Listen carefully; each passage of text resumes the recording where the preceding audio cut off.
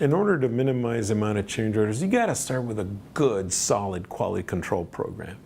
And we have that program here composed of not only checklists, but also design standards that we are able to implement and be able to have all the drawings reviewed in a method that's standardized here at the office. You know, a lot of firms have their own checklists, but what separates ours from theirs is that ours focus on change order prevention. When you are thinking about your drawings and what may create a change order, you know, you can prevent it and address it on your drawings versus just going down through a checklist. But you know, you can have all the checklists you want, but unless you execute, you have the discipline to execute, that checklist is worthless. So here we have it all over the office. The discipline to execute. We have that phrase all over the office and we use it so that people are able to understand that these checklists don't mean anything unless you use them. Furthermore, on top of that, what we do is that we have a debriefing process that once the project is complete, we come together to be able to see what we learned from this project. Were there any mistakes that could have been avoided? Were the systems implemented correctly? What could we do better? We're always trying to improve on those quality control systems. You know, we're only as good as the last change order. I know that our clients are going to grade us on the amount of change orders. You know, everybody has good designers, everybody has good production type architects. But unless you're able to address those change orders, none of that means anything. You know, so that is what we work on. We know that we're being graded through those change order prevention. We know that our drawings need to be nearly perfect, and we need to be thinking about what the contractor is looking at when they're checking out our drawings. We do the best we can to prevent change orders. There's some that you just simply can't address. There's two that really stand out. The first one is unforeseen conditions. There could be underground utilities that you don't know about. There could be some flaws with the site that were not revealed. Perhaps there's contaminated soil in there. Perhaps there are some unforeseen conditions on some products that no matter how hard you research, you weren't able to uncover what those compatibilities are. The other aspect is when a change order is driven by the client, where he brings in a change halfway through the project or during construction.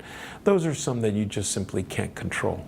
But if we believe here that if we can limit the change orders to that, we can handle the rest, you know, and we bring that up to the client, that there might be some unforeseen conditions, or maybe there are some things that he may want to see differently that later on, that maybe while he saw the project developing, that he brought up these other ideas.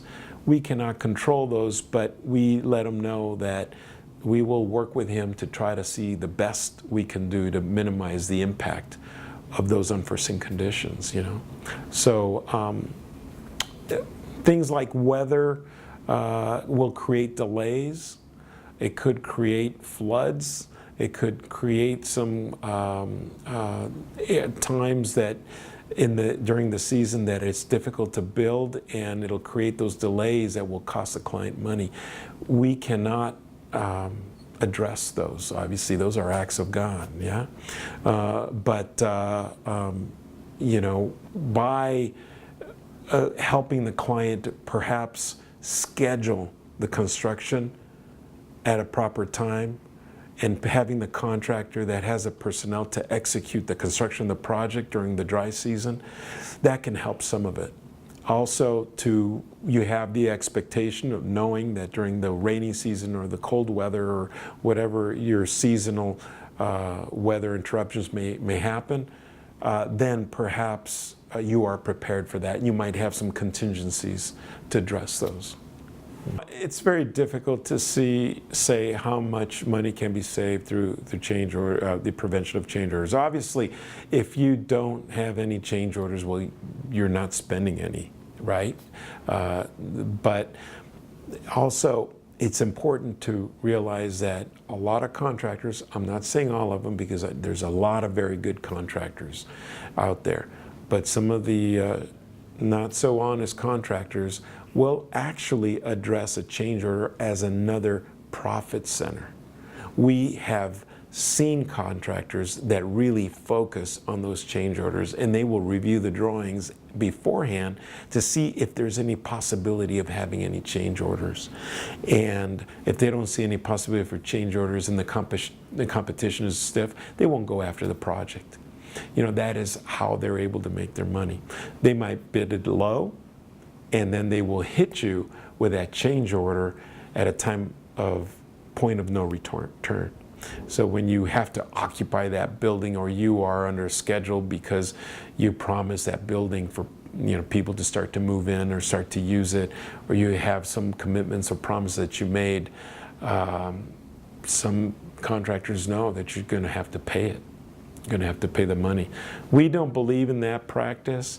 A lot of our clients are very sophisticated and smart to be able to see that, but there's a lot of them that don't, and those are fertile grounds for the contractor to go after that change order.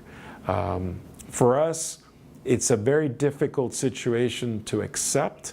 We don't see it as a proper business practice because they depend on flawed drawings to be able to create the change order.